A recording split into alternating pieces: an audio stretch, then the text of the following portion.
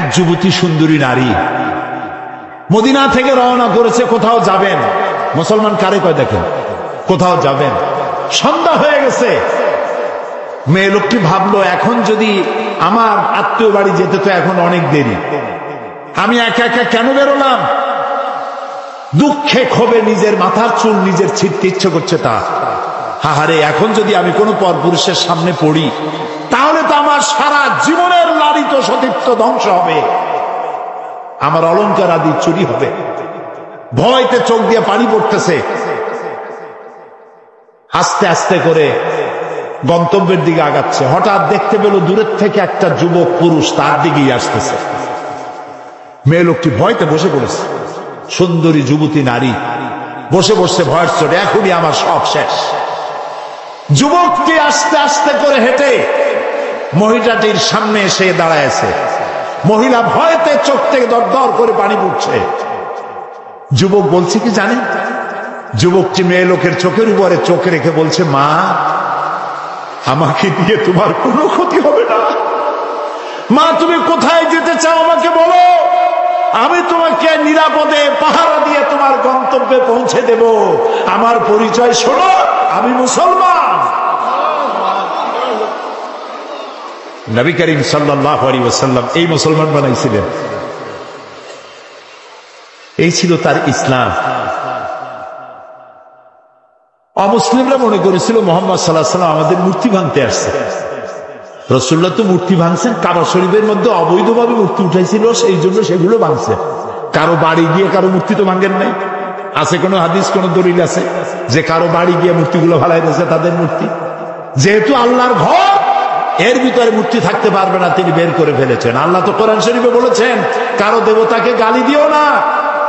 কারো দেবতাকে গালি দিলে ওরা তোমার আল্লাহরে গালি দিবে।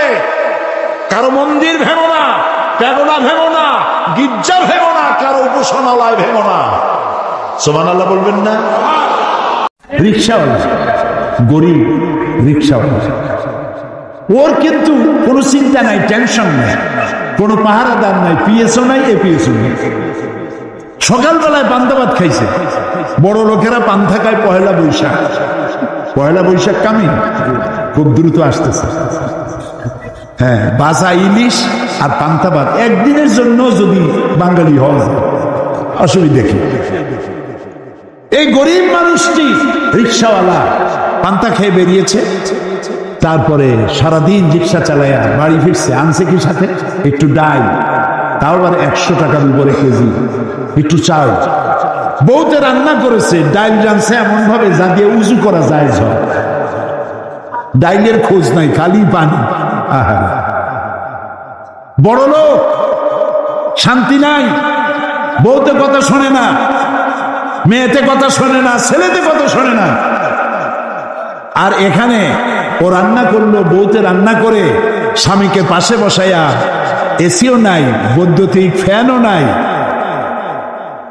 আসল দিয়ে বাতাস করে, কপালটা মুছায় দেয়। অনেক কষ্ট করছো, আর একটু খাও। আর এই যত্ন কিন্তু বড় লোকের কপালে নেই। বড় লোক বাড়ি আসে, বউ তখন ভ্যানিটি ব্যাগ নিয়ে বাইর হয়ে যাও, বাইর হয়ে যায়। জিজ্ঞেস করে, তুমি যাও কই? Boy, I am very busy, don't talk at all. সাংঘাতিক ব্যাপার। আরে গরিব মানুষ, রিক্সাওয়ালা, ভ্যানওয়ালা, কুলি, বউতে আদর করতেছে, আর একটু খাও, মেলা কষ্ট করছে। বউর আদর পাইল, ঘুমাবে, ওর গদি নাই, বালিশ নাই, ওর বালিশটাই ইটের উপরে কাবার দিলে যা হয় তাই। চটের উপরে শুয়া চোখ বুঝে গেছে। বড় লোক তো কত রকমের ট্যাবলেট খায়, ঘুম হয় না। কোন ফাঁক দিয়ে গুলিয়ে এসে কলজাটারে ফুটো করে থুয়ে যায়। এর ওই সব চিন্তা নাই, ইট মার্কা বালিশের উপরে শুইছে। এমন গভীর ঘুম এসে গেছে, ওর নাকের গর্জনে ট্রাকের ইঞ্জিন ফেল। কাজী শান্তি হালালে আসে, হারামে আসে না। সেজন্য আপনার ইবাদত হচ্ছে প্রত্যেকটি কাজ আমি করব আল্লাহর হুকুম মাফিক। আল্লাহর হুকুমের বাইরে আমি যাব না। যারা অফিসার হাজার হাজার টাকা বেতন পান, সরকারের চেয়ারে বসেন, মানুষকে কষ্ট দিবেন না। ওখানে আপনাকে বসাইছি মানুষের উপকার করার জন্য। সেজন্য গভর্নমেন্ট আপনাকে পিএস দিয়েছে, এপিএস দিয়েছে, শেয়ার দিয়েছে, অফিস দিয়েছে, এসি দিয়েছে, বোনাস দিয়েছে, বেতন দিয়েছে, সব দিচ্ছে। এরপরে আবার জনগণের ফাইল আটকাইয়া তারপরে টাকা আদায় করেন। অবশ্য বগুড়ার অফিসাররা করেন, আমি অন্য জেলার কথা বলতেছি। এই কাজটা যে করেন, মানুষের বুকের উপরে রিভলভার ঠেকাইয়া পয়সা আদায় করা যেমন সন্ত্রাসী তৎপরতা, কোন মানুষের ফাইল আটকায় টাকা আদায় করা তার থেকে বড় সন্ত্রাসী তৎপরতা। সুতরাং আপনার পয়সা হারাম হয়ে যাচ্ছে। বেতনটা নিলেই ভালো হইতো, আপনি ঘুষ খাইলেন। কি হইলো জানেন? যে লোকটা ঘুষ দিল সে তো বড় কষ্টে পড়ে দিয়েছে, তার কাজটা দরকার, সেজন্য ঘুষ দিয়েছে। ঘুষ দিয়া যাওয়ার সময় বলতে বলতে যায়, আল্লাহ এতগুলো টাকা ঘুষ নিল, পরে কলেরা দাও, ওর বউরে বসন্ত দাও, আর ওর বাচ্চাগুলারে ক্যান্সার দাও। এই জন্য শান্তি পাবেন না। ঘুষ যারা খান, বেতন পান 10,000 টাকা, ঘুষ খাইছেন 50,000 টাকা, জমবে না মোটেও। বউরে ধরবে জেনে, মাইয়েরা ধরবে ভূতে, ছেলে হবে গুন্ডা, বন্ধু থাকবে কয়েকটা হোন্ডা। হোন্ডা, গুন্ডা, ভূত, জেন, এগুলোর পয়সা দিতে দিতে সব শেষ। দেখা যাবে মাসের শেষে টাকা টোকা নেই। বিজ্ঞান আর কোরআন কত দূরে, তবে বিজ্ঞান আস্তে আস্তে কোরআনের কাছেই আসতে হবে। আসতেছে আসতেছে। এরপরে এই শরীরকে আল্লাহ তাআলা নার্ভ সিস্টেম করেছেন। মাথা থেকে শুরু করে পা পর্যন্ত শিরা উপশিরা আছে, অসংখ্য শিরা এবং উপশিরা দেওয়া হয়েছে। এগুলি কেন? এগুলি এই জন্য যে আপনার এই শরীরটাকে উত্তপ্ত করার জন্য, গরম করার জন্য বডির মধ্যে একটা জেনারেটর আছে। জেনারেটরের নাম কি? হার্ট, হৃৎপিণ্ড। হৃৎপিণ্ডের কাজ কি? হৃৎপিণ্ডের কাজ হচ্ছে সিস্টোলিক এন্ড ডায়াস্টোলিক। এটা সম্প্রসারণ, সংকোচন এরকম করে। কেন করে? এই জন্য আপনি আর আমি কার্বোহাইড্রেট খাই। কার্বোহাইড্রেট কি? কার্বোহাইড্রেট হচ্ছে ডাল, ডাল জাতীয় খাদ্য, আটা, আটা জাতীয় খাদ্য, চিনি, চিনি জাতীয় খাদ্য, চাল, চাল জাতীয় খাদ্য। এই 4 প্রকার খাদ্যকে কার্বোহাইড্রেট বলা হয়। এই কার্বোহাইড্রেট যখন আপনি খেলেন, তো শরীরের ভিতরে গিয়ে কিছু স্টুল হলো, কিছু ইউরিন হয়ে বেরিয়ে চলে গেল, বাকিটা ব্লাড তৈরি হলো। এই ব্লাড আপনার শরীরকে গরম রাখে। তো শরীরটাকে গরম রাখে এবং সচল রাখে। শরীরের কোন এলাকায় যদি ব্লাড সার্কুলেশন বন্ধ হয়ে যায়, সেই এলাকাটা কি হবে? প্যারালাইজড হয়ে যাবে। এখন বডিটাকে গরম রাখা, সচল রাখা, এটার জন্য নার্ভ সিস্টেম, আর সমস্ত নার্ভের ভিতরে রক্ত সঞ্চালনের জন্য আল্লাহ তাআলা দিয়েছেন হার্ট। সিস্টোলিক এবং ডায়াস্টোলিকের মাধ্যমে এটা পৌঁছে দিচ্ছে। এখন মানুষের হার্ট অপারেশন হয়। এখন এই হার্টের অপারেশনের প্রয়োজন কেন? হার্টের ভিতরে এই রকমের মোটা মোটা কতগুলি তার আছে, যেগুলিকে বলা হয় আর্টারি। এই আর্টারিগুলি মোটা, এর মধ্য দিয়ে রক্ত সঞ্চালিত হয় সারা বডির মধ্যে। এখন এই আর্টারিগুলি, আপনি যে চর্বি খান, ঘি খান, এক শ্রেণীর লোক আছে ঘি খায় পানির মতো, মদ খায়, ঘি খায়, চর্বি খায়, ফ্যাট জাতীয় জিনিস যা আপনি খান, এই সমস্ত ফ্যাট গুলো গিয়ে এই হার্টের ভিতরের আর্টারির মধ্যে গিয়ে যে ছিদ্র আছে, ওর দেওয়ালে চর্বিগুলি জমতে জমতে এক সময় সংকীর্ণ হতে হতে এরকম হয়ে যায়, আর ব্লাড পাস করে না। যখন ব্লাড পাস করে না, তখন অ্যানজাইনা হয়, বুকে বেদনা শুরু হয়ে যায়। এটাকে ডাক্তাররা বলে অ্যানজাইনা। এই অ্যানজাইনা কতটা হলো, আপনার ব্লকেজ কতটা, সেটাকে টেস্ট করার জন্য এনজিওগ্রাম করতে হবে। এনজিওগ্রাম করে দেখবে যে 100%, 75% or 80%, 3টা বা 4টা বা 5টা ব্লক হয়ে গেছে। এখন আপনাকে যদি বাঁচাইতে হয়, তাহলে বাইপাস অপারেশন করতে হবে। আমি আপনার চিকিৎসা শিখাইতেছি না, আমি কোরআনের দিকে নিয়ে আসতেছি। বাইপাস অপারেশন করার পর ব্লক হয়ে যাওয়া, বন্ধ হয়ে যাওয়া রগগুলি আর্টারি কেটে নতুন রগ, নতুন আটারি লাগাতে হবে। ওটা গরুর কাছ থেকে নেওয়া যাবে না, ওটা ছাগলের কাছ থেকে নেওয়া যাবে না। আল্লাহ রাব্বুল আলামিন এমন মহাবিজ্ঞানী, যিনি মানুষের রানে, উরুতে আর হাঁটুর নিচে এবং হাতের ভিতরে কিছু স্পায়ার পার্টস হিসাবে কিছু রগ আলাদা করে রেখেছেন। অপারেশনের সময় ডাক্তার ওই সব জায়গা থেকে রগ কেটে নিয়ে হার্টের মধ্যে লাগায় দিয়া আবার নতুন করে রক্ত সঞ্চালনের ব্যবস্থা করে দেয়। সুবহানাল্লাহ। কিডনি লাগবে একটা, আল্লাহ দিয়েছেন দুইটা। কয়টা লাগবে? একটা হলে হয়, কিন্তু আল্লাহ দিয়েছেন দুইটা। বেশি করে পানি খাবেন। বেশি করে কি খাবেন? পানি। বেশি পরিমাণ পানি খাবেন। যত বেশি পানি খাবেন আপনার কিডনি তত সচল থাকবে, সজীব থাকবে। পানি খাবেন আর আলহামদুলিল্লাহ করবেন, আর বলবেন আল্লাহ মৃত্যুর সময় যেন পানির কষ্ট দিও না। সুবহানাল্লাহ, সুবহানাল্লাহ। আল্লাহর নবী বলেছেন মৃত্যুর সময় মালাকুল মউতকে দেখার পরে এমন পানির পিপাসা হবে, মানুষ বলবে আয় আল্লাহ 7টা সমুদ্রের পানি যদি পান করতে পারতাম, যে পিপাসা লেগেছে এ পিপাসা নিবারণ হতো না।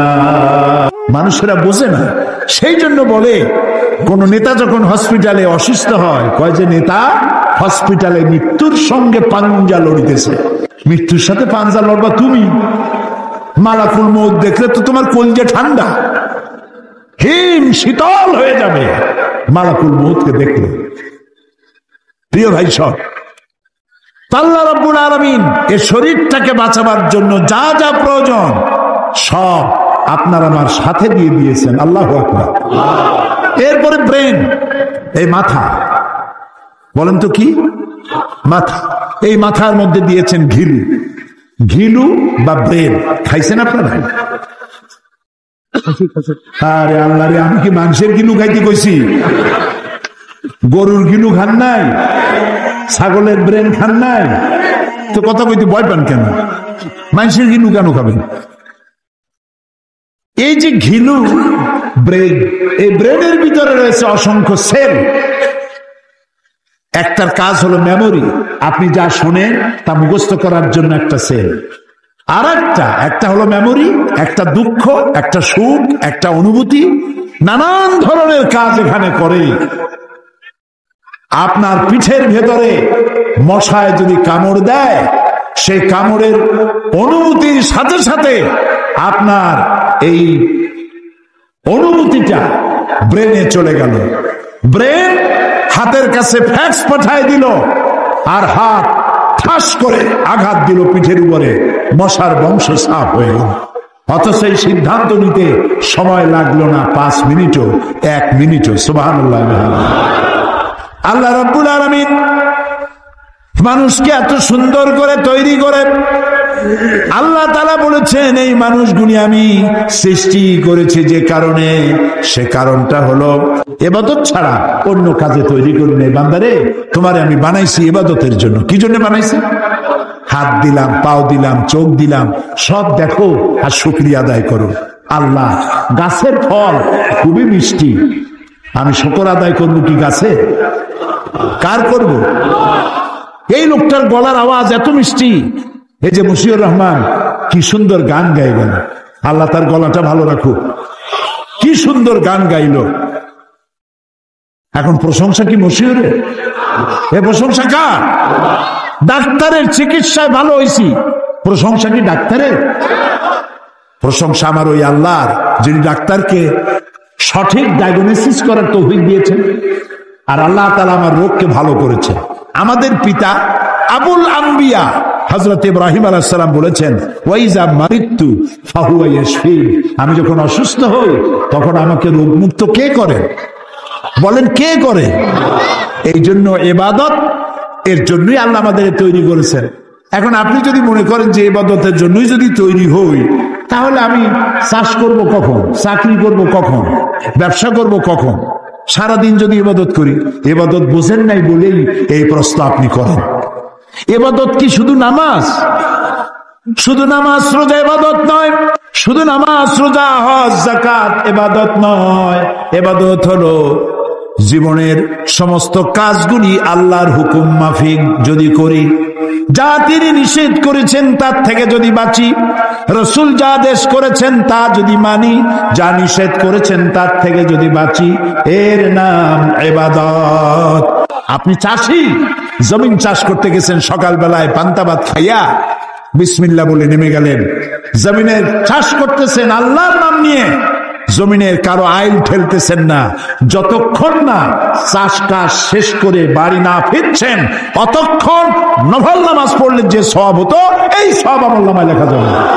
এই সওয়াব থেকে রিকশাওয়ালা বঞ্চিত নয়, এই সওয়াব থেকে নসিমন করিমন ওরাও বঞ্চিত নয়, ঠেলাওয়ালা কুলি মজুর তারাও বঞ্চিত নয়। আপনি দোকানদার, আপনি ব্যবসা করতেছেন, ওজনে কম দেবেন না, খাদ্যে ভেজাল দেবেন না, বাংলাদেশি কাপড় বলে দিলেন মেড ইন জাপান, এই তো পরশুদিন আসছে, এই মিথ্যা কথা কই তো সর্বনষ্ট করলেন।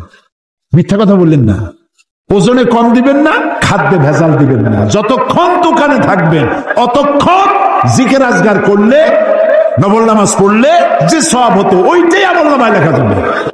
এমন কি বোর জন্য যে শাড়ি কিনবেন, ব্লাউজ কিনবেন, চিংড়ি মাছ কিনবেন, তরি তরকারি কিনবেন, সেটাও ইবাদতের মধ্যে শামিল, যদি তা হালাল পয়সা দিয়ে হয়। হালালে বরকত হয়, হারামে কোনো বরকত হয় না, হয় না। কোরআন আমার জীবন, এ কোরআন আমার রূহ, এ কোরআন আমার বেঁচে থাকার দলিল, এই কোরআন আমাকে আমার কষ্ট দূর করবে, এ কোরআন আমাকে শান্তি দিবে, এ কোরআন আমাকে দুনিয়ায় আরাম দেবে, এ কোরআন আমাকে জাহান্নাম থেকে বাঁচায় দেবে। জান্নাতেও আল্লাহ তাআলা দরজা মাকাম বুলন্দ করে দেবেন। আল্লাহ তাআলা বলবেন জান্নাতীদেরকে তেলাওয়াত করো আর উঠতে থাকো, জান্নাতে উপরের দিকে উঠতে, তেলাওয়াত করো আর উঠতে থাকো। উঠতে উঠতে যে জায়গায় তোমার তেলাওয়াত শেষ ওই জায়গাটা তোমার। এখন হাফেজের জায়গা কোথায় হবে চিন্তা করুন। সুবহানাল্লাহ। আমরা তো কুল্লু আল্লাহ, আলহামদুলিল্লাহ, আলম তারা, লাইলাফে কুরাইশিন, বাস শেষ। হাফেজের কিসমত কত! সুবহানাল্লাহ। ও 30 পারা পড়বে, রাসূলুল্লাহ বলেছেন, আল্লাহ তাআলা তাকে বলবেন উঠো আর তেলাওয়াত করতে থাকো, যেখানে তোমার তেলাওয়াত শেষ ওই জায়গাটা তোমার। তো নিজেরা তো হাফেজ হইতে আমরা পারি নাই, অন্তত ছেলেদেরকে বানাই, নাতিদেরকে বানাই, হাফেজে কোরআন বানাই, কি হবে? আল্লাহর নবী বলেন মান ক্বারাআল কুরআনা ফাস্তাজহারাহু ফাহাল্লা হালালাহু ওয়া হাররামা হারামাহু আদখালাহুল্লাহুল জান্নাহ। আল্লাহর নবী বলেন যে ব্যক্তি কোরআন পড়ল, কোরআনের হালাল জিনিসকে গ্রহণ করল, কোরআনের হারাম জিনিসকে বর্জন করলো, আর কোরআনের প্রচারে নেমে গেল, ছড়িয়ে পড়লো, কিয়ামতের দিন আল্লাহ রাব্বুল আলামিন ওই ব্যক্তিকে জান্নাত দিয়ে দিবে। রাসূল বলেন শুধু জান্নাত দিবেন না, আল্লাহ তারে বোনাস দিবেন। ওয়াশাফাহু ফি আশরাতিন মিন আহলি বাইতিহি কুল্লুহুম কাদ ওয়াজাবাত লাহুন নার। আল্লাহর নবী বলেন শুধু জান্নাত দিবেন না, জান্নাতের অর্ডার দিয়ে আল্লাহ বলবেন অপেক্ষা করো, তোমার রক্ত সম্পর্কিত আত্মীয় স্বজনের মধ্য থেকে এমন 10 জনের জন্য আমার কাছে সুপারিশ করো, যেই 10 জনের জন্য হিসাবের পরে জাহান্নাম ওয়াজিব হয়ে গিয়েছিল। তোমার সুপারিশের কারণে ওই 10 জনকেও তোমার সাথে জান্নাত দিয়ে দেব। এ হচ্ছে সেই কোরআন। সুবহানাল্লাহ। এই কোরআনে কারীমকে আল্লাহ রাব্বুল আলামিন আমাদের কষ্ট বৃদ্ধি করার জন্য নাজিল করেন নাই, আমাদের কষ্ট দূর করার জন্য এসেছে কোরআন। এই পৃথিবীর মানুষদেরকে পথ দেখায়ছে 2 শ্রেণীর মানুষ। আম্বিয়া আলাইহিমুস সালাম আরেক দিকে আসছে দার্শনিক, ঐতিহাসিক, লিডার, এরা সবাই আসছে। তো দার্শনিকরাও মানুষকে পথ দেখিয়েছেন, নবীরাও পথ দেখাইছে। এখন আপনি কোন দিকে যাবেন? দার্শনিকদের দেখানো পথের দিকে যাবেন না নবীর দেখানো পথের দিকে যাবেন? দার্শনিকদের দেখানো পথের দিকে যদি না যাই তাহলে কেন যাব না? আর নবীর পথের দিকে যদি যাই তাহলে কেন যাব? তারও একটা যুক্তি থাকা প্রয়োজন। যুক্তিটা হলো এই, যারা দার্শনিক তারা মানুষকে পথ দেখিয়েছেন ম্যান মেড ইজম দিয়ে, নিজের মস্তিষ্ক প্রসূত জ্ঞান দিয়ে মানুষের চলার পথ তারা তৈরি করেছেন। আর মানুষের তৈরি করা পথ সবসময় ভুল হয়, স্বাভাবিক, যেহেতু মানুষ তার জ্ঞানের পরিধি, জ্ঞানের চৌহদ্দি হচ্ছে সে অতীত ভুলে যায়, ভবিষ্যৎ জানে না, বর্তমান সম্পর্কে সিদ্ধান্ত নিতে গিয়ে ভুল করে। এই জন্য তারা যত কথা বলেছেন কোনো কথা স্থায়ী হয় নাই। তারা যত আইন তৈরি করেছে সে আইনগুলি পৃথিবীর কোন ভূখণ্ডে স্থায়ী কোনো শান্তি দিতে পারে নাই। আর নবীরা যেটা দিয়েছেন, নবীদের কথা এক, দার্শনিকদের কথা এক একজনের এক এক রকমের, আর নবীদের কথা এক। আদম আলাইহিস সালাম যা বলেছেন নূহ আলাইহিস সালাম তাই বলেছেন, ইব্রাহিম আলাইহিস সালাম যা বলেছেন মুসা আলাইহিস সালাম তাই বলেছেন। আপনারা কি বলতে পারবেন যে ইদ্রিস আলাইহিস সালাম বলেছেন আল্লাহ আছেন আর ইয়াকুব আলাইহিস সালাম বলেছেন এতে কিছু সন্দেহ আছে? একজন নবী বলেছেন পরকাল আছে, আর একজন বলেছেন পরকাল নাও থাকতে পারে। এরকম তাদের মধ্যে কোনো কথা নিয়ে ইখতিলাফ হয়েছে? হয় নাই। কেন হয় নাই? কারণ হলো নবীদের কাছে যে কথাগুলি এসেছে তা একটা অফিস থেকে এসেছে। অফিসটা কার? আর একজন মাত্র নির্ভরযোগ্য স্পেশাল মেসেঞ্জার আল্লাহর কাছ থেকে বাণীগুলো এনে নবীদের কাছে পৌঁছে দিয়েছেন। সেই স্পেশাল মেসেঞ্জারের নাম কি? মাশাআল্লাহ, আপনাদের ওয়াজ শুনাইয়া মজা আছে, কারণ আপনারা বোঝেন। আলহামদুলিল্লাহ। জিব্রাইল, আল্লাহ তাকে প্রচন্ড ক্ষমতা দিয়েছেন, তাকে আল্লাহ তাআলা বলেছেন শাদীদুল কুওয়া, প্রচন্ড ক্ষমতা রাখেন। রূহুল আমিন, আল্লাহ তাআলা তার প্রশংসা করেছেন। নবী করিম সাল্লাল্লাহু আলাইহি ওয়াসাল্লাম বলেছেন আমি জিব্রাইলকে সচক্ষে আসল সূরতে 2 বার দেখেছি, অরিজিনাল সূরতে 2 বার দেখেছি। পাখির যেমন 2টো ডানা থাকে, জিব্রাইলের আমি 600 ডানা দেখেছি। এবং আকাশ থেকে জমিন পর্যন্ত পৌঁছাতে তার ডানা দিয়ে 2 বার মাত্র ঝাপটা মারে, আকাশ থেকে জমিনে এসে পৌঁছে যায়। আল্লাহর অফিস থেকে, আল্লাহর কাছ থেকে বাণী বহন করে নিয়ে এসে নবীদের কাছে পৌঁছায়ছেন কে? জিবরাইল আলাইহিস সালাম। এখন আল্লাহ তাআলা এই মানব গোষ্ঠীকে সৃষ্টি করে তাদের পথ দেখিয়ে দিয়েছেন। পথ দেখাবার জন্য 2টি রাস্তা, 2টি জিনিস দিয়েছেন। একটা হলো কিতাব, আর একটা হলো নবী। এখন যদি শুধু নবী আসতেন, কিতাব দেওয়া না হতো, তাহলে জনগণ নবীকেই আল্লাহ বানায় ফেলতো। ঈসা আলাইহিস সালাম রে আল্লাহ বানাইছে না, তারা আল্লাহর ছেলে বানাইছে না? وقالت النصارى المسيح ابن الله, খ্রিস্টানেরা বলে মসিহ হচ্ছে আল্লাহর পুত্র, বলে নাউজুবিল্লাহ। ইহুদিরা কম যায় নাই, তারা কি বলেছে? وقالت اليهود عزير ابن الله, ইহুদিরা বলেছে উজাইর হচ্ছে আল্লাহর পুত্র, বলেন নাউজুবিল্লাহ। এখন 2 দলে ঝগড়া লেগে গেল। ওরা বলে আমাদেরটা ঠিক, এরা কয় আমাদেরটা ঠিক। শেষ পর্যন্ত তারা একটা মীমাংসা করলো যে আমাদের সবার কথা ঠিক, উজাইরও আল্লাহর পুত্র, ঈসাও আল্লাহর পুত্র, আর আমরা হলাম আল্লাহর নাতি। নাহনু আবনাউল্লাহ, আমরাও আল্লাহর নাতিপুতি, এবং আল্লাহ আমাদেরকে অত্যন্ত ভালোবাসেন। আমরা যত মদ খাই আর যত পাপ করি না কেন, কিয়ামতের দিন আল্লাহ আমাদেরকে জাহান্নামে দিবেন না। যদি কোনো বেশি গুনার কারণে জাহান্নামে তিনি যদি দেনও, লান তামাসসানান নার ইল্লা আইয়ামান মাদুদা, যদি আল্লাহ আমাদেরকে জাহান্নামে ফেলেনও তো কোন রকম করে এইভাবে একটু জাহান্নামে থুইয়া একটা স্যাক দিয়ে উঠাই নিয়ে আসবে, বেশি সময় আমাকে দোজখে ফালায় রাখবে না।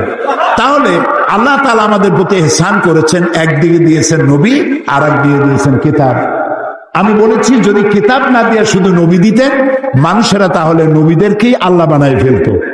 আর যদি নবী না দিয়া শুধু কিতাব দিতেন, তাহলে মাঝিহারা নৌকার মতো সমুদ্রের উত্তাল তরঙ্গের মধ্যে ডুবে মরে যেত সব। এই জন্য আল্লাহ নবীও দিয়েছেন, কেতাবও দিয়েছেন, যেন কেতাব অনুযায়ী জাতিকে তারা পরিচালিত করতে পারে। আমরা যদি সঠিক রাস্তার উপরে চলতে চাই তাহলে আমাদেরকে এদিক ওদিক গেলে চলবে না, কোরআন অনুযায়ী জীবন চালাইতে হবে, তাহলেই আমরা মঞ্জিলে মকসুদে পৌঁছতে পারবো ইনশাআল্লাহ। তাহা মা আনসালনা আলাইকাল কুরআনা লিতাশকা ইল্লা তাযকিরাতান লিমান ইয়াখশা تنزيلا ممن خلق الأرض والسماوات العلى। আলহামদুলিল্লাহ, এটা যে আল্লাহর বাণী তা শুনলেই বোঝা যায়। বলেন সুবহানাল্লাহ। যারা মক্কা শরীফে গেছেন, যাদের টাকা পয়সা আছে, আমি তাদেরকে বলি হলিডে করতে ব্যাংকক, সিঙ্গাপুর, আমেরিকা, লন্ডন কোন লাভ নাই। যে পয়সা করে যদি বেশি থাকে, হলিডে করতে গেলে মক্কা শরীফ যাবেন রমজান মাসে, শুনবেন তেলাওয়াত শেখ আব্দুর রহমান আস-সুদাইস, সৌদ আশ-শুরাইম, আব্দুর রহমান আল হুজাইফি, আব্দুল্লাহ আল জাহমি যখন তেলাওয়াত করে তারাবির নামাজে, মনে হয় যেন কোরআন নাজিল হচ্ছে। সুবহানাল্লাহ। কোরআন এর থেকে মজার জিনিস পৃথিবীতে আর নাই। আল্লাহ তাআলা বলছেন, তাহা, হে নবী, মা আনসালনা আলাইকাল কুরআনা লিতাশকা, এ কোরআন আপনার উপরের জন্য নাজিল করি নাই যে কোরআন আপনাকে কষ্ট দেবে। এটা ইল্লা তাযকিরা, এটা হচ্ছে নসিহত, উপদেশ। এটা হচ্ছে এমন উপদেশ, এই উপদেশ যে গ্রহণ করবে কে? লিমান ইয়াখশা, যে তার রবকে ভয় করে, আল্লাহকে ভয় করে যদি, তাহলে এই কোরআন তাকে উপদেশ দেবে এবং এই কোরআনের ওসিলায় দুনিয়া ও আখিরাতে সে শান্তি লাভ করবে। মেরাজকে অনেকেই অস্বীকার করেছে, আর অস্বীকার করার যুক্তি কারো কারো থাকতে পারে যাদের ঈমান দুর্বল। কি করে সম্ভব? সজাগ করিয়া কিভাবে এই হাজার হাজার লক্ষ কোটি কোটি মাইল পাড়ি দিয়ে কিভাবে নিয়ে গেল, এটা কেমনে সম্ভব? এটা মানুষের মাথায় সহজে ঢুকবে না। মানুষের মাথায় সহজে ঢুকবে কোন? কি বলেন, ঢুকবে? বিষয়টা খুবই কঠিন, বিষয়টা সহজে মানুষের মাথায় ঢুকবে না। এই জন্যে ঘটনাটা যেখানে আল্লাহ শুরু করেছেন, তিনি ঘটনাটা বর্ণনা দিচ্ছেন এইভাবে, সুবহানাল্লাযী আসরা বিআবদিহি লাইলাম মিনাল মাসজিদিল হারামি ইলাল মাসজিদিল আকসাল্লাযী বারাকনা হাওলাহু লিনুরিয়াহু মিন আয়াতিনা ইন্নাহু হুয়াস সামিউল বাসীর। সাদাকাল্লাহুল আযীম। ঘটনাটার বিবরণ দিচ্ছেন আল্লাহ এভাবে, শুরু করছেন সুবহানাল্লাযী আসরা বিআবদিহি, সমস্ত অক্ষমতা দুর্বলতা থেকে মুক্ত সেই মহান সত্তা যিনি তার বান্দাকে ইসরা করিয়েছেন লাইলান, রাতের একটি অংশ, পুরা রাত লাগে না, রাতের একটি অংশে তার বান্দাকে তিনি ইসরা করিয়েছেন। মিনাল মসজিদিল হারাম ইলাল মসজিদিল আকসা, মসজিদে হারাম থেকে মসজিদে আকসা পর্যন্ত রাতের একটি অংশে ইসরা করিয়েছেন। রাতের ভ্রমণকে আরবিতে ইসরা বলা হয়, আর এই বাইতুল মুকাদ্দাস থেকে আরশে আযীম পর্যন্ত ভ্রমণের নাম হচ্ছে মেরাজ, সিঁড়ি। সেই সিঁড়িটা কিরকম হবে পরে বলছি। এখানে বলা হচ্ছে তোমরা তো জিনিসটাকে কঠিন মনে করো, যেটা কি করে সম্ভব? এটাকে কঠিন মনে করো, অসম্ভব মনে করো, কিন্তু কাজটা ঘটায়ছেন এমন এক সত্তা সুবহানাল্লাহ, যিনি সমস্ত দুর্বলতা অক্ষমতা থেকে মুক্ত, মহান শক্তিশালী আল্লাহ ঘটনাটা ঘটায়ছেন। কাজী তোমাদের এই চিন্তা কেন, যেটা কি করে হলো? কাজটা কে ঘটায়ছেন? আল্লাহ সুবহানাহু ওয়া তাআলা তিনি ঘটায়ছেন। তার জন্য এগুলি কি কোনো অসম্ভব ব্যাপার? বলুন, এটা কি কোনো অসম্ভব ব্যাপার? নিশ্চয়ই কোনো অসম্ভব ব্যাপার না। বিজ্ঞানের দৃষ্টি দিয়ে, বৈজ্ঞানিক দৃষ্টিভঙ্গিতে এবং দর্শন দিয়ে আমি আপনাদেরকে বিষয়টা অনেকক্ষণ দৃষ্টান্ত দিতে পারবো। সে ধরনের মাল মশলা আমার কাছে মজুদ আছে, যে রাসূল পাক সাল্লাল্লাহু আলাইহি ওয়াসাল্লামকে মেরাজ হয়েছিল বিজ্ঞান এবং দর্শন দিয়ে বুঝানো যেতে পারে। কিন্তু এই যুক্তি, এই তত্ত্ব, এই তথ্যের কোন যুক্তি নাই, যেহেতু আল্লাহ নিজে বলেছেন সুবহানাল্লাযী আসরা বিআবদিহি লাইলাম মিনাল মাসজিদিল হারাম। এই ঘটনা ঘটায়ছেন তিনি, যার ক্ষমতার ভিতরে কোনো দুর্বলতা নাই, যার ক্ষমতা মুহাইয়া করতে পারে এমন ক্ষমতা কারো নাই, যিনি প্রচন্ড ক্ষমতার মালিক, অক্ষমতা তাকে স্পর্শ করে না, সেই মহান আল্লাহ এটা ঘটায়ছেন। সুতরাং যুক্তি প্রমাণের কোনো প্রয়োজন নাই, আল্লাহ নিজে বলছেন ঘটনাটা আমি ঘটাইছি। সুবহানাল্লাহ। তারপরে বলা হচ্ছে যে তিনি ফিরে এলেন, ওই যে বোরাক, হাদিস শরীফে এসেছে বোরাকে করে তাকে নেওয়া হয়েছে। তো বোরাকে করে নেওয়া হয়েছে, বোরাকটা কেমন? সেই বোরাক আমরা আবার বানাইছি, আমাদের তো বুদ্ধি কম না, আমাদের দেশের লোকের আবার বোরাক বানায় ছাড়ছে। ঘোড়ার মতো বডি, মানুষ মেয়ে লোকের মতো একটা মাথা, খুব সুন্দর চুল, তারপরে চুল টুল ঝুলানো, এরকমের দুইটা ডানা আছে ঘোড়ার পিঠের উপরে, নিচে লেখা আছে হাযা বুরাকুন নবী সাল্লাল্লাহু আলাইহি ওয়াসাল্লাম। আর এইটাকে বরকতের জন্য মুসলমানেরা ঘরের মধ্যে টানায় রাখে। দেখছেন আপনারা এরকম? আবার আরো একটা জিনিস বরকতের জন্য ইদানিং বেরিয়েছে, 15 টাকা 20 টাকা বিক্রি হয়, সুন্দর সুন্দর অফসেট পেপারে হুজুর সাল্লাল্লাহু আলাইহি ওয়াসাল্লামের পাগড়ি, হুজুর সাল্লাল্লাহু আলাইহি ওয়াসাল্লামের পায়ের জুতা, তারপরে হুজুর সাল্লাল্লাহু আলাইহি ওয়াসাল্লামের হাতে লেখা চিঠি, কই কই থেকে এগুলি সংগ্রহ করে এগুলি বিক্রি করার ব্যবস্থা করছে, লোকেরা বরকতের জন্য এগুলি রাখতেছে। হুজুর সাল্লাল্লাহু আলাইহি ওয়াসাল্লামের পাগড়ির কোন ছবি পৃথিবীর কোন মানুষের কাছে থাকার কোনো প্রমাণ নাই। সুতরাং এগুলি বাজে, এগুলি কিনে রেখে বরকতের জন্য এগুলি রাসূলকে তাওহীন করা হয়, এর দ্বারা ইজ্জত করা হয় না। রাসূলের পাগড়ি 20 টাকা দিয়ে কিনবেন আপনি? আজীব তামাশা। বোরাক বানানো হয়েছে। বোরাক হচ্ছে কি?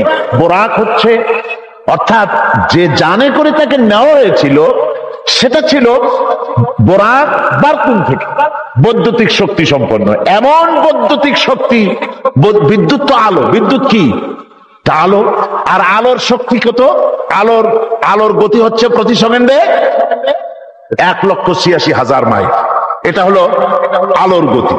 আল্লাহ পাক রাসূলকে যে জানে করে নিয়েছিলেন সেটা ছিল এই ধরনের একটি গতি, প্রচন্ড গতি সম্পন্ন একটি যান। এই জানে করে আল্লাহ তাকে নিয়ে গেলেন, তারপরে তাকে ফেরত দিলেন। এসে তিনি দেখলেন যে উযু করে গেছিলেন, সেই উযুর পানি তখনও গড়াচ্ছে। এটা কি করে সম্ভব? এটা সম্ভব এইভাবে সম্ভব। আমি একটা দৃষ্টান্ত শুধু দিতে বাধ্য হচ্ছি, দৃষ্টান্ত দেওয়ার কোনো প্রয়োজন পড়ে না, যেহেতু কাজটা আল্লাহ করেছেন। কাজটা কে করেছেন? বোঝার জন্য ছোট্ট একটা দৃষ্টান্ত দেই, তাহলে বুঝতে একটু সুবিধা হবে। যেমন আমাদের দেশে বিভিন্ন সময় বিভিন্ন দেশ থেকে রাষ্ট্রপ্রধানরা আসে। ওই রাষ্ট্রপ্রধানরা আসতে পরে এয়ারপোর্ট থেকে নিয়ে শুরু করে অতিথি ভবন অথবা বঙ্গভবন পর্যন্ত কয়েকটা রাস্তা গভর্নমেন্ট নিয়ন্ত্রণ করে। এই রাস্তাসমূহে ট্রাফিক চলাচল বন্ধ করে দেওয়া হয়। পত্র পত্রিকায়, রেডিও, টেলিভিশন ঘোষণা করে যে রাষ্ট্রীয় অতিথি বিমানবন্দর থেকে শুরু করে তার অতিথি ভবন পর্যন্ত না যাওয়া কালীন এই রাস্তায় সাধারণ যানবাহন চলাচল করবে না, বেলা এতটা থেকে এতটা পর্যন্ত বন্ধ থাকবে। তারপরে মেহমান চলে গেল, মেহমান নামলো, গাড়িতে উঠলো, মোটর শোভাযাত্রা সহকারে তাকে অতিথি ভবন অথবা বঙ্গভবন নিয়ে যাওয়া হলো। এরপরে স্বাভাবিক প্রক্রিয়া, আবার ট্রাফিক চলাচল শুরু হয়ে গেল। এই রাস্তাসমূহে ট্রাফিক চলাচল বন্ধ করে দেওয়া হয়। পত্র পত্রিকায়, রেডিও, টেলিভিশন ঘোষণা করে যে রাষ্ট্রীয় অতিথি বিমানবন্দর থেকে শুরু করে তার অতিথি ভবন পর্যন্ত না যাওয়া কালীন এই রাস্তায় সাধারণ যানবাহন চলাচল করবে না, বেলা এতটা থেকে এতটা পর্যন্ত বন্ধ থাকবে। তারপরে মেহমান চলে গেল, মেহমান নামলো, গাড়িতে উঠলো, মোটর শোভাযাত্রা সহকারে তাকে অতিথি ভবন অথবা বঙ্গভবন নিয়ে যাওয়া হলো। এরপরে স্বাভাবিক প্রক্রিয়া, আবার ট্রাফিক চলাচল শুরু হয়ে গেল। এইটা যদি পৃথিবীর সামান্য সলিমদ্দি কলিমদ্দির জন্য যদি এই ব্যবস্থা হয়, এ দুনিয়ার প্রেসিডেন্ট গুলা এই পৃথিবীর নেতৃস্থানীয় ব্যক্তিবর্গ সলিমুদ্দিন কলিমুদ্দিন ছাড়া আর কিছুই না। আজ আছে কাল নাই, ঠিক কিনা গণ? আজ আছে কাল নাই, কিন্তু এদের মাথায় সেই আকল নাই, বুঝতে চেষ্টা করে না। যেই ক্ষমতা আসে সে মনে করে বাপের বাড়ির সম্পত্তি পেয়ে গেছি, সুতরাং যত খুশি নিজের ইচ্ছে মতো শয়তানি বদমাশি চালাতেই থাকে। সেই জন্য বলছি সলিমুদ্দিন কলিমুদ্দিন সাধারণ টাইপের মানুষ। এদের জন্য যদি ট্রাফিক চলাচল বন্ধ করে দেওয়া হয় তাহলে কোন সাধারণ মেহমান নয়, আকাশ ও জমিনে আল্লাহর পরে সবচাইতে বড় মর্যাদা কার? রাসূলের। জোরে চিল্লায় বলতে হবে, সবচাইতে বড় মর্যাদা কার? আল্লাহর পরেই মর্যাদা। চারটিখানি কথা নয়, ভালো করে বুঝতে হবে, মাথা খাটায় বুঝতে হবে। আল্লাহর পরে সর্বশ্রেষ্ঠ মর্যাদা হচ্ছেন মুহাম্মদ রাসূলুল্লাহ সাল্লাল্লাহু আলাইহি সাল্লাম। আল্লাহর কাছে রাসূলের চাইতে বড় মেহমান আর কি কেউ আছে? এই শ্রেষ্ঠ মেহমানকে দাওয়াত দিয়েছেন আল্লাহ নিজে, আরশে আজিমে দাওয়াত দিয়েছে। এখন মেহমানকে দাওয়াত দিয়ে আল্লাহ পাক যদি বলে থাকেন যে আমার মেহমান আমার বাড়ি আসতেছে, আরশে আজিমে আসতেছে, সুতরাং পৃথিবীর আহ্নিক গতি, এর বার্ষিক গতি, এর সময়ের গতি, এর ইথারের গতি, এর অক্সিজেন, এর পৃথিবী পরিচালনার গতি, গতিবিজ্ঞান যাকে বলা হয়, এই গতি, এই শক্তি, এই পরিচালনা শক্তি, সময়, কাল, সবটাকে আল্লাহ যদি স্টপ করে দিয়ে থাকেন, দাঁড়িয়ে থাকো জায়গায়, রাত এখন 3টা 45:35, এখানে দাঁড়িয়ে থাক, আমার মেহমান আরশে আজিম ভ্রমণ করে আমার সঙ্গে কথা বলে বেহেশত দোজখ দেখে তারপরে যখন বাড়ি যাবে, এরপরে 3টা 35:47 থেকে আবার চালু হবে। এভাবে যদি আল্লাহ সময়ের গতি বন্ধ করে দিয়ে থাকেন, তাহলে রাসূল পাক সাল্লাল্লাহু আলাইহি ওয়াসাল্লাম আরশে আজিম ভ্রমণ করে ঘরে এসে যদি দেখেন উজুর পানি তখনও গড়াচ্ছে, তা কি অসম্ভব? তা কি বিচিত্র কিছু? আদৌ বিচিত্র। একজন এক এলাকার এক বক্তা ছিল, ইলম কালাম কম। উনি মাহফিলে গিয়ে দেখতেন যে আলেম আছে কিনা, তাহলে ওয়াজ শর্ট করতেন। কারণ আলেম আছে কিনা তো বুঝবে কি করে? সেই জন্য তিনি বলতেছেন যে ভাই, আজকে আমি একটা পাতার ওয়াজ করব। সেই পাতাটার ফজিলত সাংঘাতিক। পানিতে পড়লে একরকম, ডাঙ্গায় পড়ে একরকম, এরকম একটি পাতার ওয়াজ করতে চাই। জনগণ বলল আমরা এরকম ওয়াজ শুনতেই চাই। তিনি বললেন দেখেন, ওই পাতাটা যদি নদীর মধ্যে পড়ে কুমির হয়ে যায়, আর পাতাটা যদি ডাঙ্গায় পড়ে বাঘ হয়ে যায়।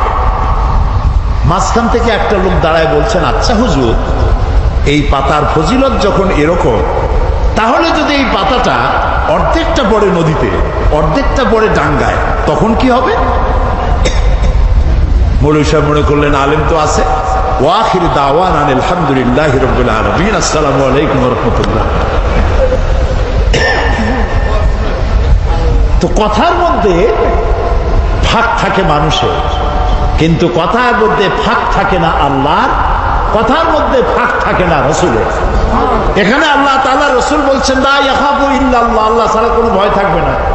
তারপরে যদি কেউ উট নিয়ে যায়, ছাগল নিয়ে যায়, আর পাহাড়িয়া বাঘ এসে যদি উট নিয়ে যায়, তাহলে রাসূলের কথার মধ্যে তো অসুবিধা হয়ে গেল। লোকেরা বলবে উনি বললেন আল্লাহ ছাড়া ভয় নাই, ভয় তো আছে। সেই জন্য রাসূলুল্লাহ বললেন আবিজ্জিমা আলা গানামি, এটা হতে পারে যে বাঘে তোমার উট ছাগল ভেড়া নিয়ে যাইতে পারে, কিন্তু সুন্দরীরা ধর্ষিতা হবে না, সদাগরের মাল চুরি হবে না, মানুষের জীবন নষ্ট হবে না, এরকম সমাজ আসবে। ওয়ালাকিন্নাকুম তাস্তাজিলুন, আসলে তোমরা খুব তাড়াহুড়ো করছো। তাড়াহুড়ো করো না, ধৈর্য ধরো। এটা পাওয়ার জন্য বহুত নবীদের জীবন দিতে হয়েছে, সময় লাগবে। ইসলাম শুধু নামাজ রোজা হজ যাকাত নয়, শুধু দাড়ি টুপি মেসওয়াক নয়, দাড়ি টুপি জামা মেসওয়াক নামাজ রোজা সহ বিশাল স্কিম, বিশাল পরিকল্পনা। আমরা সবটারে বাদ দিয়া শুধু খোলসটা ধরে আছি, আসলটা বাদ দিয়ে দিছি। আমরা যখন মসজিদে যাই তখন মুসলমান থাকি, কিন্তু আমি যখন দোকানে যাই তখন আমি মুসলমান থাকি না। কথা কি বোঝেন? কথা কি বোঝেন? হায় রে মুসলমান, বলতেও লজ্জা করে। এই যে ভেজাল ধরা আবিষ্কার, যখন ভেজাল ধরার জন্য ঢাকায় যখন অভিযান চললো, হায় হায় রে, কি দেখলাম, কি সব নাম করা হোটেলে কি খাওয়ায়। গরিবে খাইলে কয় যে ফ্যান খায়। এই যে চাও ভাতের যে মাড়, ওইটার কি বলে এখানে? হ্যাঁ, মাড় বলে, মাড়। গরিবে যদি খায় ফ্যান, ওই ফ্যানটাকে বড় বড় হোটেলে এইরকম সুন্দর কাপের মধ্যে দিয়ে একটু মশলা ছিটাইয়া, এইটার দাম 150 টাকা। এটা হলো রাইস স্যুপ। গরিবে খাইলে মার খাইছে, ফ্যান খাইছে। রসগোল্লা, বিরাট বিরাট নাম করা মিষ্টির দোকান, নাম বলবো না। রসগোল্লা বানায়, রসগোল্লা বানাতে গেলে ছানা লাগবে, যত ছানা লাগবে তত দুধ লাগবে। এখন এত দুধ, পয়সা খরচ হয় বেশি, আমার লাভ করা লাগবে বেশি। সেই জন্য দুধের ভিতরে টয়লেট পেপার ছেড়ে দিয়া, জাল দিয়া তাড়াতাড়ি ছানা বানায় ভালো হয়। ইন্না লিল্লাহি ওয়া ইন্না ইলাইহি রাজিউন।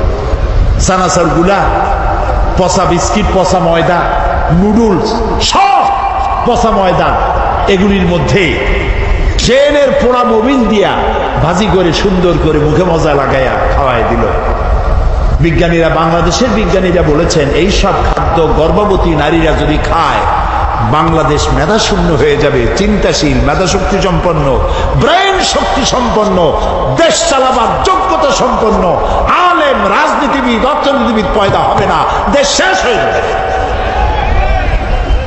অথচ রাসূলুল্লাহ বলেছেন, যে ব্যক্তি খাদ্যদ্রব্যে ভেজাল দেয় সে আমার উম্মত নয়, সে আমার দলভুক্ত নয়। তা আমি নামাজ পড়ার সময় মুসলমান, দাড়ি রাখার সময় মুসলমান, টুপি মাথায় দেওয়ার সময় মুসলমান, কিন্তু আমি যখন জমিন চাষ করি তখন লাঙ্গলে মাথা খারাপ হয় না গরুর মাথা খারাপ হয় আল্লাহই জানে। জমিনের আইল ঠেলিয়া একেবারে পুলসিরাত বানায়। অবশ্য চিটাগংয়ে এরকম কাম করে না। গরুর গোশতের নাম করিয়া মহিষের গোশত খাওয়ায়, খাসির গোশতের নাম করিয়া পাতি শ্রীগলের গোশত খাওয়ায়। নাউজুবিল্লাহ। প্রিয় ভাই সব, এটার নাম ইসলাম না। ইসলাম কি সেটাই বলতে চাই। এই রাতের শেষে পূর্ব দিগন্ত আলোকিত হয়ে সূর্য উদ্ভাসিত হয়ে যায়, মেঘে ঢাকা আকাশ, মনে হয় কুয়াশায় আর সূর্য দেখা যাবে না। এরপরে আল্লাহ তাআলা কুয়াশার মেঘের মধ্য থেকে সূর্যের আলো দিয়ে পৃথিবীকে উদ্ভাসিত করে দেন। আর যে দুরবস্থা হয়েছে মুসলমানদের, এই দুরবস্থা থাকবে না, পরিবর্তন হবেই। ইসলামের সূর্য উদিত হবে, হবে, হবে, ইনশাআল্লাহ হবে।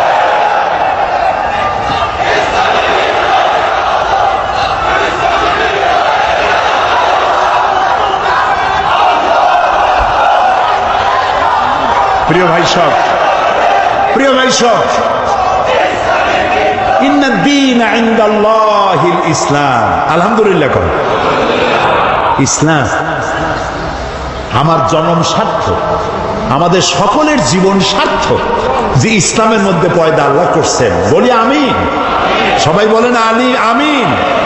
বলেন আলহামদুলিল্লাহ, আলহামদুলিল্লাহি রাব্বিল আলামিন। সমস্ত প্রশংসা আল্লাহ তাআলা। লাকাল হামদু বিল ঈমান।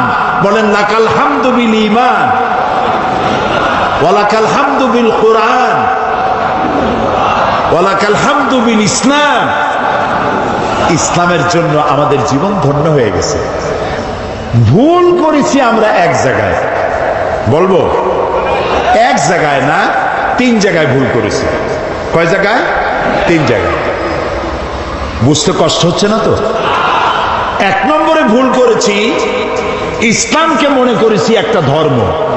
হিন্দু, খ্রিস্টান, বৌদ্ধ, ইহুদি, বিভিন্ন ধর্ম যেমন, ইসলামকে ঠিক তেমন একটা ধর্ম মনে করেছি। 1। 2 নম্বরের ভুল করেছি, কোরআন শরীফকে বেদ, বাইবেল, গীতা, ত্রিপিটক, জিন্দাবিস্তা ইত্যাদি ধর্মগ্রন্থের মতো শুধুমাত্র একখানা ধর্মগ্রন্থ মনে করেছি। 3 নম্বরে ভুল করেছি, নবী করিম সাল্লাল্লাহু আলাইহি ওয়াসাল্লামকে শুধুমাত্র একজন ধর্মীয় নেতা মনে করেছি। এই 3টি গ্রেট মিস্টেক, 3টি শ্রেষ্ঠ ভুল, বড় ভুল, যে ভুলের খেসারত গোটা জাতিকে আরো কতকাল দিতে হবে আল্লাহ তাআলা ভালো জানেন। আল্লাহ আমাদের মাফ করুন, আমরা বলি আমিন। প্রিয় ভাই সব, এক নম্বরে বলে নিতে চাই, ইসলাম হিন্দু, খ্রিস্টান, বৌদ্ধ, অন্যান্য ধর্মের মতো শুধুমাত্র একটি ধর্ম নয়, এটি একটি পরিকল্পনা, এটি একটি স্কিম, এটি একটি জীবন বিধান। আর কোরআন, গীতা, বেদ, বাইবেল অন্য কিতাবের মতো নয়। আমি গীতাকে সম্মান করি, আমি রামায়ণকে সম্মান করি, আমি বেদকে সম্মান করি, আমি ইনজিল, ফুরকান, তাওরাত, জাবুর আল্লাহ যা নাজিল করেছেন সেগুলিকেও সম্মান করি। আমরা সমস্ত নবীদেরকে সম্মান করি। লা নুফাররিকু বাইনা আহাদিন মির রুসুলি, কোন নবীর মধ্যে তারতম্য করি না। আমরা ঈসা আলাইহিস সালামকে সম্মান করি, সুবহানাল্লাহ। ঈসা আলাইহিস সালামের মাকে সম্মান করি। কিন্তু তোমরা সম্মান করতে জানলা না। নিজের সম্মান না থাকলে অন্যকে সম্মান করা যায় না। রাসূলুল্লাহর মাথায় বোমার মতো পাগড়ি পরাইয়া আর অর্ধ নগ্ন নারী দুই পাশে বসাইয়া আমার নবীকে বেইজ্জত করতে পারো নাই, বিশ্বের 600 কোটি মানুষকে বেইজ্জত করেছ, পৃথিবীর সভ্যতাকে বেইজ্জত করেছ। আমার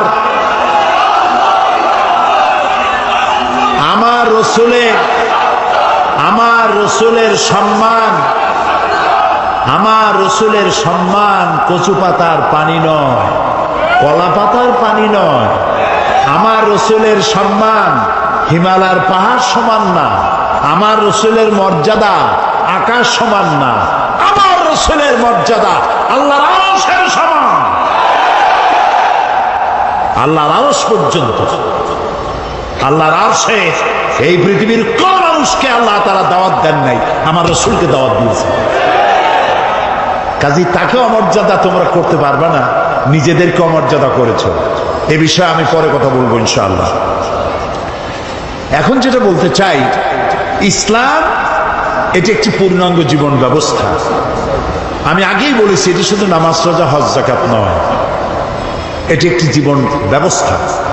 দেখুন, নবী করিম সাল্লাল্লাহু আলাইহি ওয়াসাল্লাম যখন হেরা পাহাড় থেকে নামলেন, তিনি তো একটা দাওয়াত দিয়েছিলেন, ইয়া আইয়ুহান নাস কুলু, কি গন্ত, লা ইলাহা ইল্লাল্লাহ তুফলিহু। কি মজার কালেমা, আলহামদুলিল্লাহ। মুক্তির জন্য তোমরা এটা ঘোষণা দাও। নবী করিম সাল্লাল্লাহু আলাইহি ওয়াসাল্লাম এই ঘোষণার পর শান্তিতে থাকতে পারেন নাই, সাহাবায়ে কেরাম অত্যাচারিত হয়েছে। বুখারী শরীফের হাদিস, ওয়ান খাব্বাব বিন আল-আরিত রাদিয়াল্লাহু তাআলা আনহু আন্নাহু ক্বাল শাকাউনা ইলা রাসূলিল্লাহি সাল্লাল্লাহু আলাইহি ওয়াসাল্লাম ওয়া হুয়া মুতাওয়াসসাদুন বুরদাতুন লাহু ফি জিল্লিল কাবা। হযরতে খাব্বাব বলেন, আমরা নবী করিম সাল্লাল্লাহু আলাইহি ওয়াসাল্লামের কাছে গেলাম, গিয়ে দেখি নবীজি কাবা শরীফের ছায়ায় চাদর মুড়ি দিয়ে আরাম ফরমাচ্ছেন। আমরা পাশে গিয়ে বললাম, আলা তাদউ লানা আলা তাস্তানসিরু লানা ইয়া রাসূলুল্লাহ, হে রাসূল, আপনি কি আমাদের জন্য দোয়া করবেন না? আপনি কি আল্লাহর সাহায্য আমাদের জন্য কামনা করবেন না?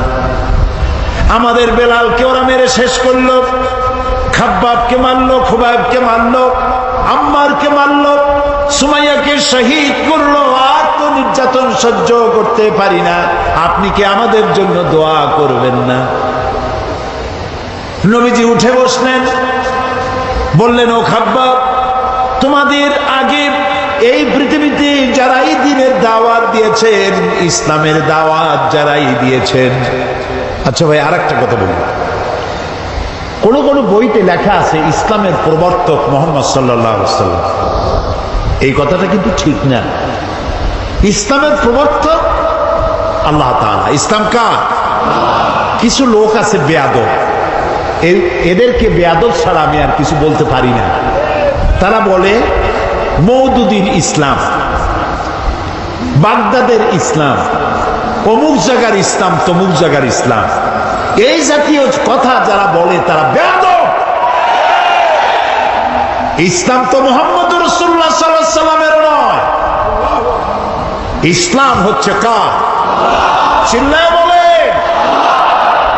সুতরাং কোন মানুষের নামের সাথে ইসলাম বলা বেয়াদবি। ইসলাম আল্লাহ দিয়েছে। নবী করিম সাল্লাল্লাহু আলাইহি ওয়াসাল্লাম বলেছেন, খাব্বাব, তোমাদের আগে ইসলামের দাওয়াত নিয়ে যারাই আসছেন প্রত্যেক নবীর সাথে তার সাথীদের সাথে এই জাতীয় ব্যবহার হয়েছে। তোমরা জানো না, যারা এই দিনের দাওয়াত দিয়েছে তাদেরকে ধরা হতো, ফায়ুহফারু লাহু ফিল আরদ, তাদের জন্য জমিনে গর্ত খনন করা হতো, ফায়ুজআলু ফিহা, এরপরে সেই গর্তের মধ্যে তাকে কোমর পর্যন্ত দাবায় দেওয়া হতো, সুম্মা ইউতা বিল মানশার, এরপরে করাত আনা হতো, ফায়ুদাউ আলা রাসিহি, এরপরে সেই করাত তার মাথার উপরে রাখা হতো, ফায়ুজআলু নিসফাইন, এরপরে করাত দিয়া চিরে জীবিত মানুষটিকে দ্বিখণ্ডিত করে ফেলে দেওয়া হতো। মা ইয়াসুদ্দুহু যালিকা আন দীনিহি, এত কষ্ট দেওয়ার পরেও একজন মুসলমানকেও তারা দ্বীনের রাস্তা থেকে এক চুলও সরাইতে পারে না। আমরা পারবো এরকম? পারবো? কারা কারা পারবো? আলহামদুলিল্লাহ। হযরত আবু রাদিয়াল্লাহু তাআলা আনহু ক্ষমতায় এসে তিনি বিচারপতি বানায় দিলেন হযরত ওমর রাদিয়াল্লাহু তাআলা আনহুকে। হযরত ওমর রাদিয়াল্লাহু তাআলা আনহু তিনি আজকে বিচারপতি। 1 বছর বিচার কার্য পরিচালনা করলেন। 1 বছর পর ঐতিহাসিকরা লিখছেন, ফামাকাসা আমান কামিলান ফালাম ইয়াখতাসিম ইলাইহি ইসনান, 1টি বছর চলে গেল, বিদায় হয়ে গেল। হযরত ওমর রাদিয়াল্লাহু তাআলা আনহুর বিচারালয়ে 2টা লোক এরকম এলো না যে একজন আরেকজনের বিরুদ্ধে কোনো মামলা দায়ের করার জন্য কেউ হযরত ওমরের দরবারে আসলো না। সুবহানাল্লাহ বলবেন না? সুবহানাল্লাহ বলবেন না? পৃথিবীতে আছে এরকম কোন দেশ যেখানে 1 বছর কোনো মামলা দায়ের হয় না? হযরত ওমর এলেন নবী করিম সাল্লাল্লাহু আলাইহি ওয়াসাল্লামের, হযরত ওমর এলেন আবু বকর রাদিয়াল্লাহু তাআলা আনহুর কাছে, এসে বললেন, মা হাজাতা বি ইনদা কওমিন মুমিনিনা ইয়া খলিফাতা রাসূলিল্লাহ সাল্লাল্লাহু আলাইহি ওয়াসাল্লাম, হে রাসূল খলিফা হযরত আবু বকর, এই জাতির কাছে বিচারকের দরকারটা কি? উনি জিজ্ঞেস করলেন কারণ কি, একথা কেন বলো? তিনি বললেন, আমি 1 বছর পর্যন্ত বিচারালয় বসে থাকলাম, সকালে আসি বিকালে যাই, 1 বছরের ভিতরে একটা লোকও আমার কাছে আসলো না একটা মামলা নিয়ে, তো যেতে সেখানে বিচারকের দরকার কি? হযরত আবু বকর প্রশ্ন করলেন, তোমার কাছে বিচার চাইতে কেউ আসলো না কেন, এ ব্যাপারে তোমার ধারণা কি? হযরত ওমর বলেন, ইয়া খলিফা, হে আল্লাহ রাসূলের খলিফা, আমার ধারণা হচ্ছে 1 বছরের ভিতর বিচার আমার কাছে কেউ চাইতে আসলো না, তার কারণ দীনুহুমুন নাসিহা, এই কওম, এই জাতির দিন হচ্ছে ভালোবাসা। এ জাতি, এ মুসলিম জাতি একজন আরেকজনকে ভালোবাসে, কল্যাণ কামনা করে, প্রত্যেকের কল্যাণ কামনা করে। একে অপরের কল্যাণ কামনা করলে সেখানে কি মারামারি হয়, মামলা মোকদ্দমা হয়? দীনুহুমুন নাসিহা ওয়া মানহাজুহুমুল কোরআন, আর তাদের মানহাজ, তাদের সংবিধান, তাদের উদ্দেশ্য, তাদের লক্ষ্য আল্লাহর কোরআনের রাজ কায়েম করা। আল্লাহর কোরআন হচ্ছে তাদের সংবিধান। আর 1 বছরের ভিতর একটা মামলা আসে নাই, কারণ দীনুহুমুন নাসিহা, এই জাতির দিন হচ্ছে পরস্পরকে ভালোবাসা। ওয়া আমালুহুম আল আমরু বিল মারুফ ওয়া নাহাউ আনিল মুনকার, আর তাদের আমল হলো একজন আরেকজনকে ভালো কাজের আদেশ দেয় আর অন্যায় কাজ দুহাতে ফিরায়। কথা বুঝতে পেরেছেন? অন্যায় কাজ বন্ধ করে দেয়। ওয়াইদা মারিদু আহাদুহুম আদুহু, যখন এদের মধ্যে কেউ অসুস্থ হয় তাহলে তখন তারা সকলে তাকে সেবা শুশ্রূষা করে। আর যখন তাদের মধ্যে কেউ ফকির হয়ে যায়, গরিব হয়ে যায়, তখন তাদের সাহায্য করার জন্য লোকেরা এগিয়ে আসে।